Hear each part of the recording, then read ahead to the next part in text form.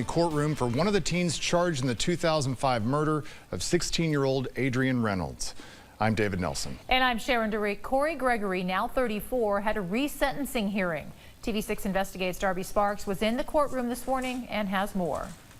It started outside a Moline Taco Bell in 2005. A group of teens got into a fight ending in murder.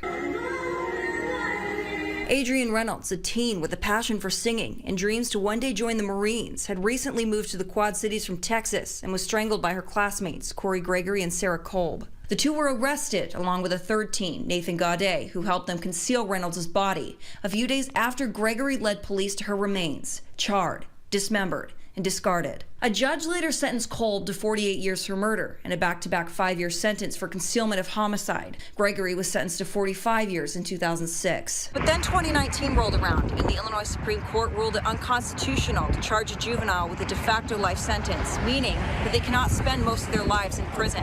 Both Kolb and Gregory were juveniles at the time of the murder, so that unscrewed the lid of this closed case and opened up the courtroom. All I'm asking the court to do is recognize the child that I was. Corey Gregory is 34 now, identifies as a female, and goes by Harli Quinn. TV6 will honor the name change. Looking right at Reynolds' stepmother, JOANNA, Quinn said, If I could give my life, I would. I'm sorry. I know it doesn't make a difference. I know you will never forgive me, and I would never ask. Youth tend to compound their bad decisions with further bad decisions. Quinn's attorney argues that juveniles' brains are not as developed as adults and should be treated differently. They don't know how to process what they're doing. They don't know where to seek help. Adrianne's stepmother disagreed. Harli Quinn was not no 12 or 14-year-old.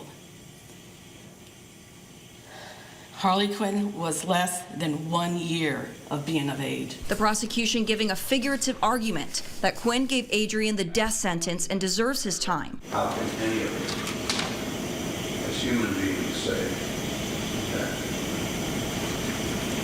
compared to those sentences imposed by the defendant unilaterally, how can we say that 45 years is excessive?